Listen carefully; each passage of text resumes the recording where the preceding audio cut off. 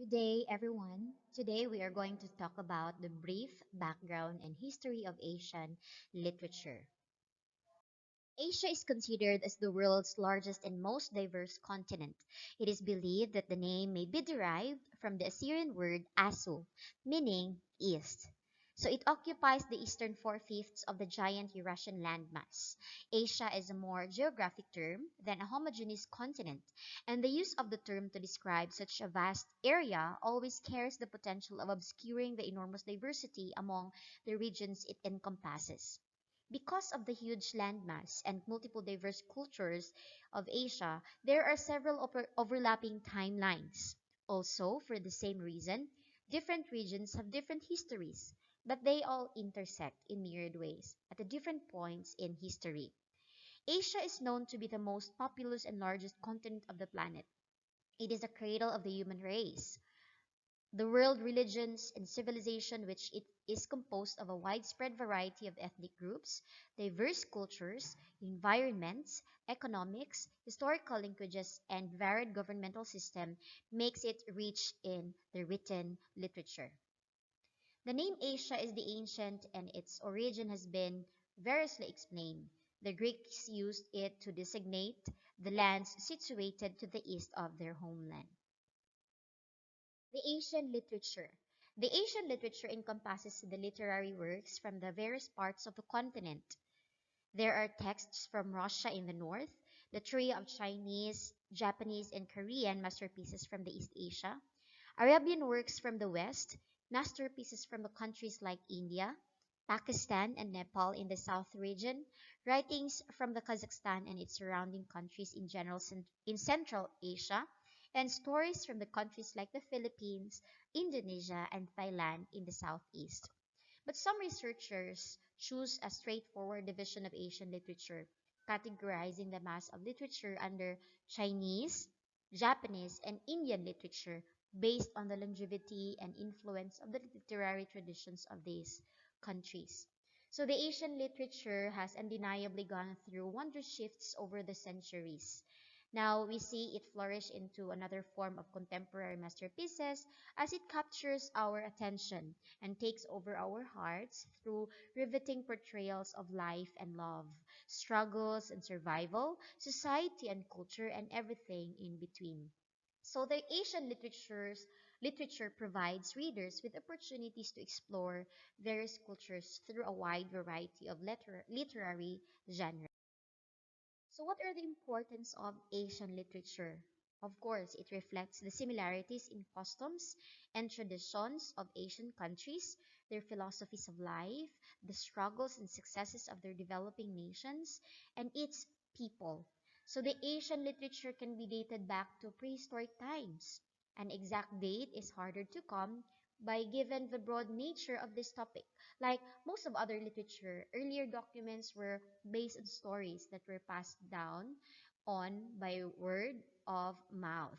So the history or the historical experiences of people of Asian descent have been deeply intertwined for centuries. What are the different characteristics of the Asian literature?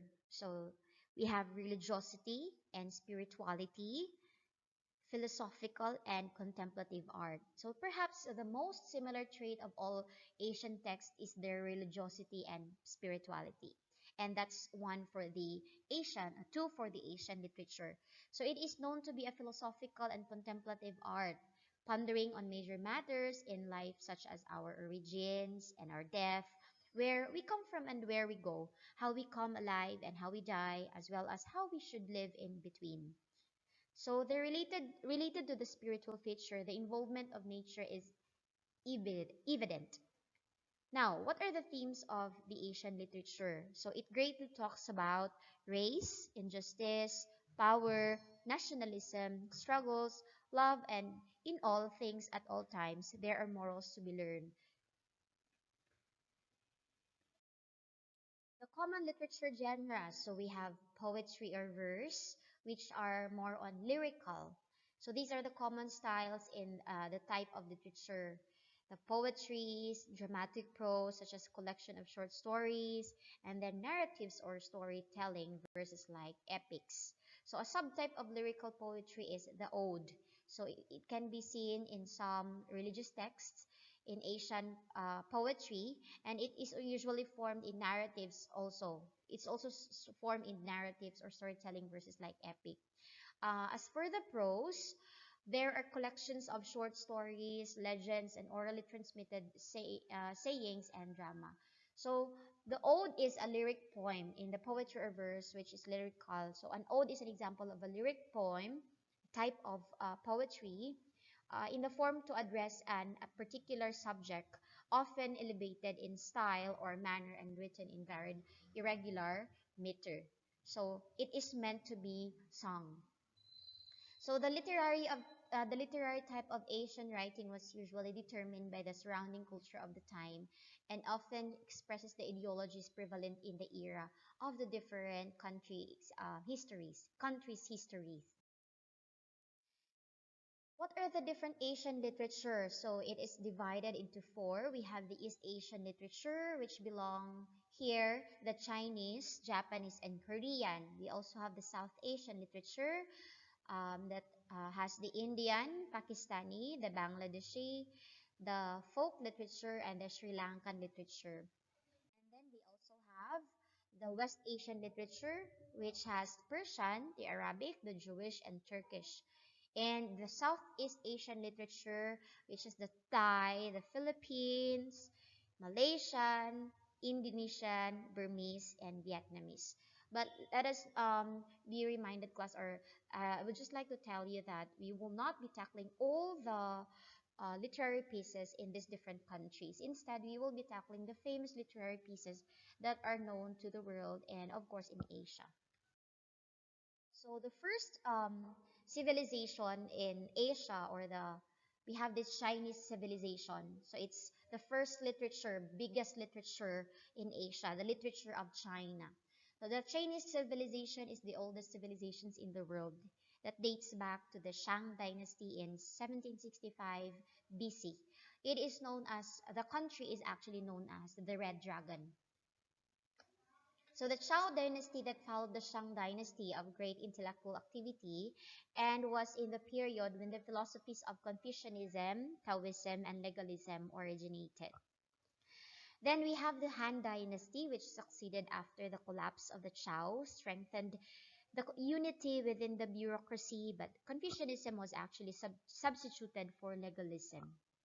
So one of the most famous, or one of the famous literary piece in literature of China is The Art of War by Sun Tzu, or better known as the name in his name Sun Tzu. So The Art of War, it was written in the 5th century, and there are 13 chapters which contain aphorisms. So aphorisms, class, are brief statements that express general principles about life and general truth.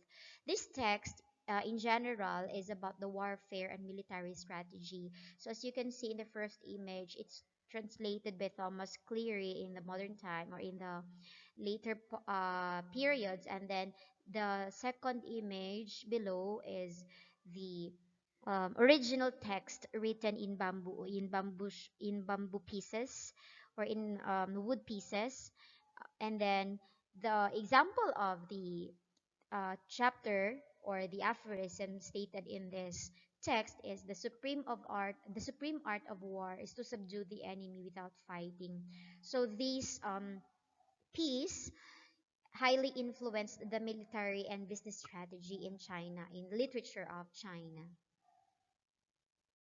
Another famous pieces in the literature of China are the five classics. So these are the Book of Changes, the Book of History, the Book of Rites, the Book of Odes, and the Spring and Autumn Annals. So the compilation of the Wujing, or this five classic, otherwise known as five classic, or we call it Wujing, was a concrete manifestation of the coming of age of the Confucian tradition. So I think you are quite familiar with Confucian tradition, or influenced by the writer Confucius. So the five classics can be described in terms of the five visions. We have the metaphysical, political, poetic, social, and historical.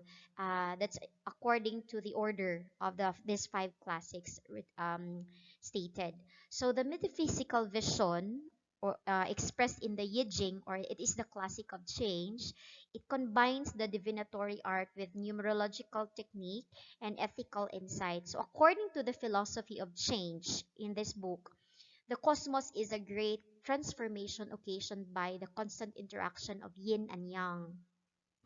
You are familiar with yin and yang. This yin and yang are two conflicting life forces in the aspect of Chinese culture, and accordingly, the world which emerges out of that ongoing transformation exhibits both organismic unity and dynamism. So, the exemplary person, inspired by the harmony and creativity of the cosmos, must emulate that pattern by aiming to realize the highest ideal of unity of man and heaven. So, that is on the Book of Changes. The second book is it's on the political vision.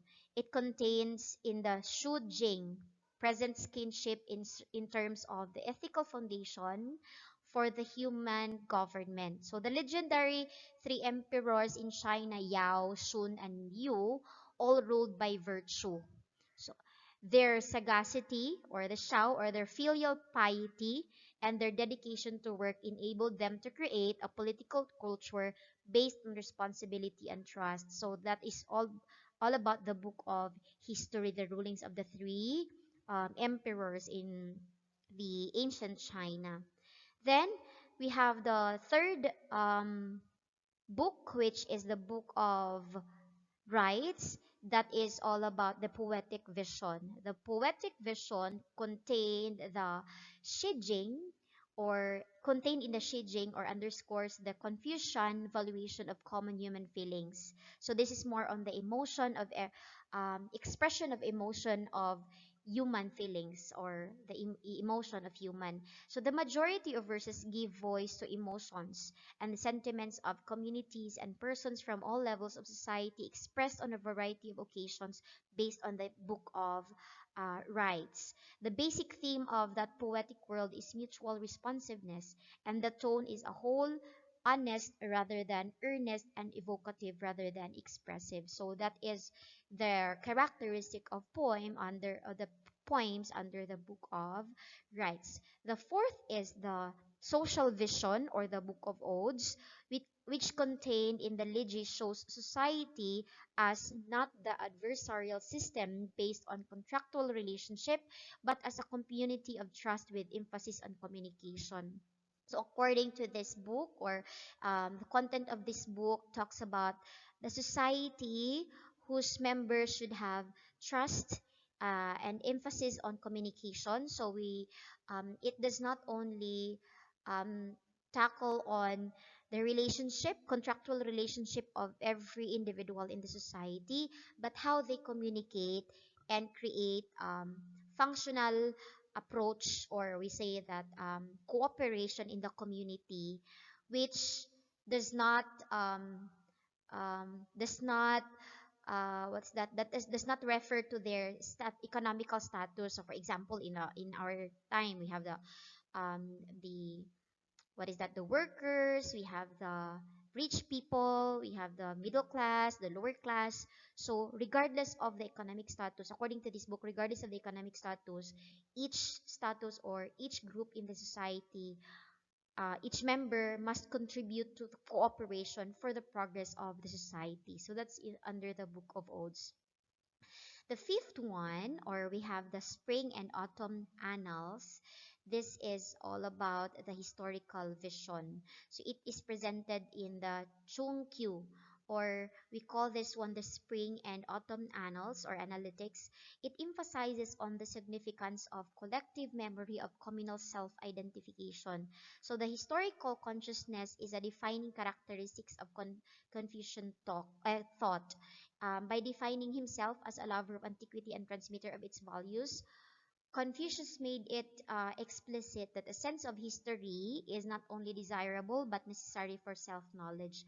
So it is not, we do not, accordingly in this book, we do not only long for the history for us to be um, for us to be satisfied with what happened in the past, but of course to have self-knowledge what happened in the past, because according to Confucius, or it's in this book, that the emphasis of knowing our history can help us face our present and our future.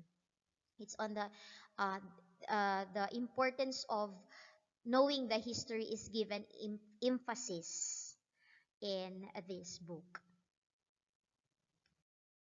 So Confucius, as mentioned earlier, as one of the most individual in influential individual in China, is the greatest philosopher of the world, as known in the world. So one of the truly great men that China has produced is Confucius. So this name has become a word in time. So it is the westernized form of his name, which is um, originally Kung Fu Tzi. Mm. Kung being his proper name, and then Fu signifying revered, and then Tzi signifying a teacher.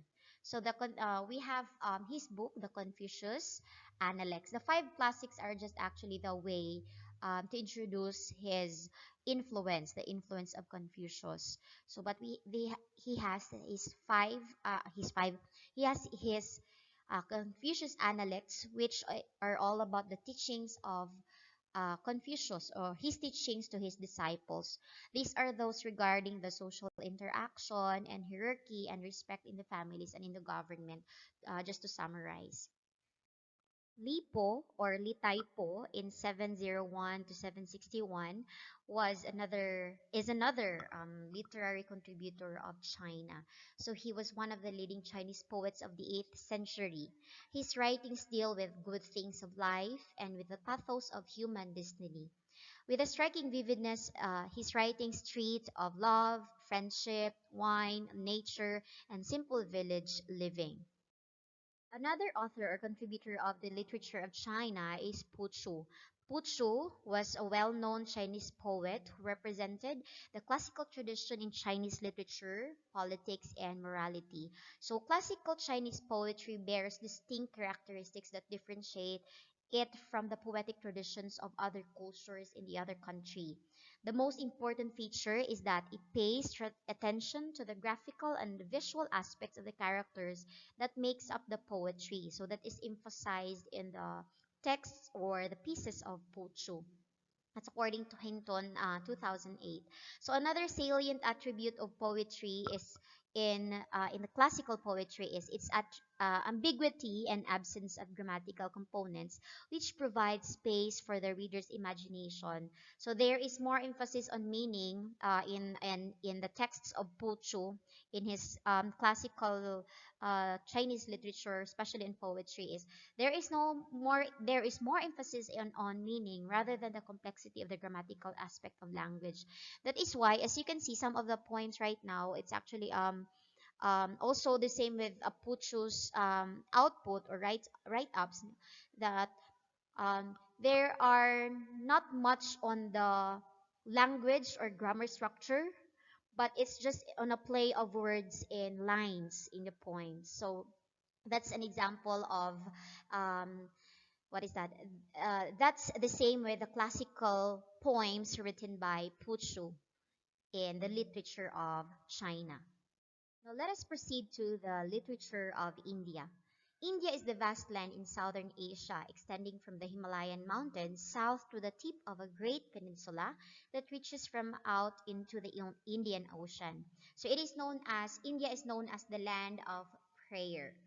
The earliest people in India, dating back to 3000 to 2500 BC towards 2000 BC, are called Dravidians.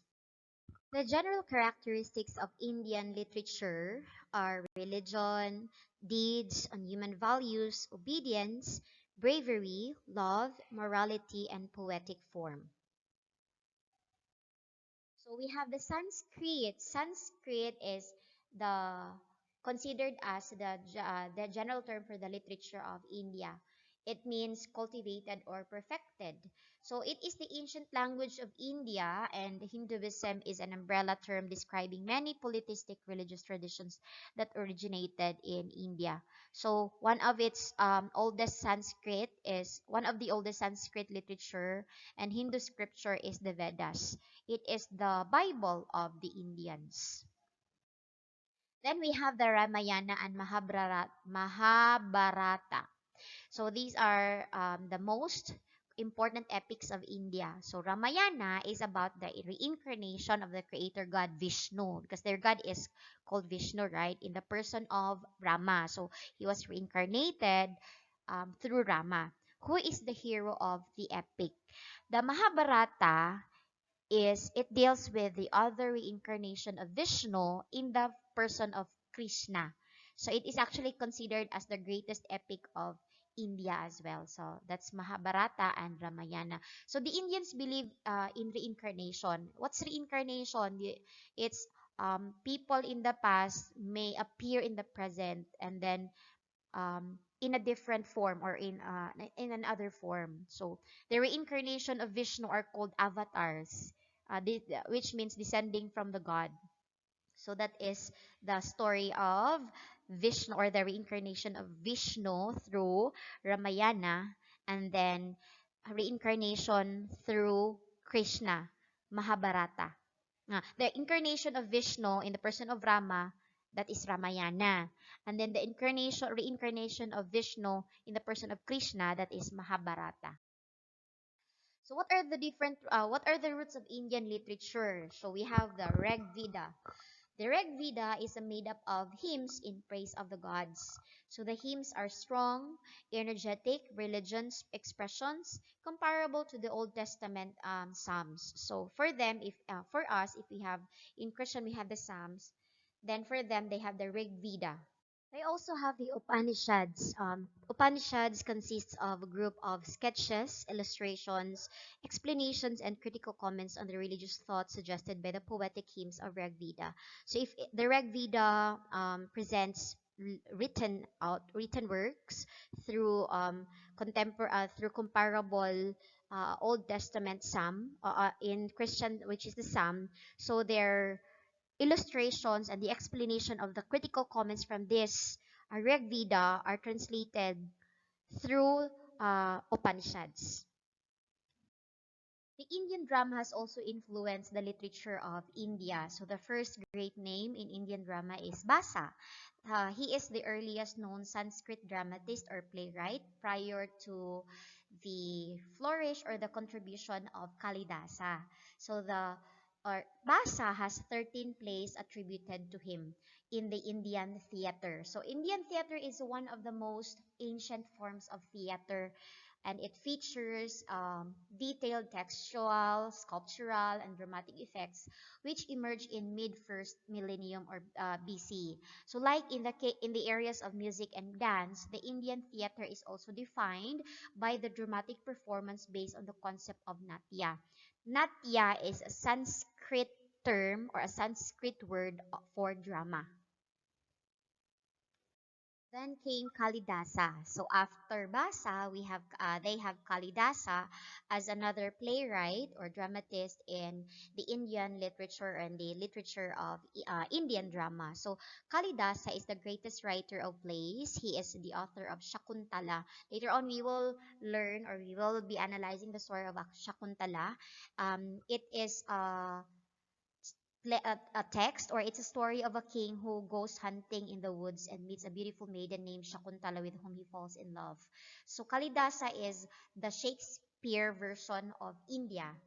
He was actually called the brightest of the nine gems of genius because of his written write-ups or literary write-ups in India, and has influenced more authors as well, not just in the Asian literature or not just in Indian literature, but in the Asian literature. So he was a classical Sanskrit author who is often considered as ancient India's greatest poet and playwright. One famous write-up or literary piece in the literature of India is the Panchatantra or the Five Headings.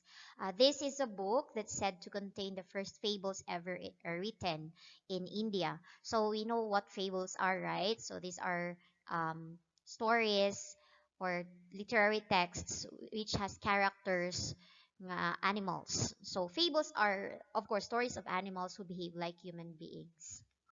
Another great contributor of the literature of India is Rabindranath Tagore. So Rabindranath Tagore was a great Indian poet and dramatist.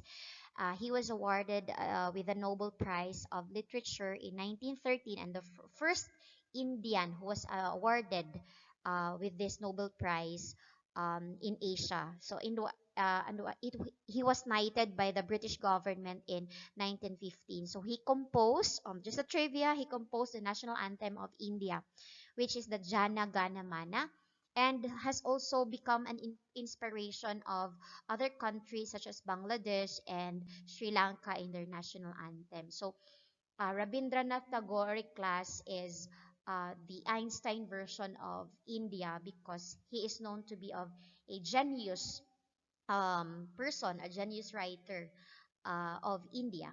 He is an asset of writer of literature of India. Another country that has great contribution in the Asian literature is the literature of Japan. So Japan is also known as the land of the rising sun. Its literature is the written works produced by Japanese authors in Japanese or in its earliest beginnings at a time when Japan had no written language in the Chinese classical language. So both in quantity and quality, Japanese literature ranks as one of the major literatures of the world, comparable in age and in richness. So the first writing of literature in Japanese was occasioned by influence from China. We have the records of ancient matters in Kojiki and the Chronicles of Japan or Nihongi. If you say chronicles, diba, this is referring to a factual written account of important or historical events in a certain country, right? So um, these two writings of literature in Japanese was occasioned by the influence of China. These were comparatively primitive and without writing then. So way back, it's just passed on by the word of the mouth, and then in the earliest centuries, and then the knowledge of Chinese civilization gradually reached them. So they rapidly assimilated much of this civilization, and the Japanese scribes adopts Chinese characters as a system of writing. The basic alphabet in Japan, which consists 47 characters, is called katakana. So for us, if we have in the pre-colonial period, the term for our alphabet is the alipata or the way we write characters. For them, it's katakana. So if we have 26 characters in our alphabet, then English alphabet, and we also have in Japan, they have the 47 characters, which is the katakana. Drama has also influenced the literature of Japan, so it's the favorite form of amusement for them.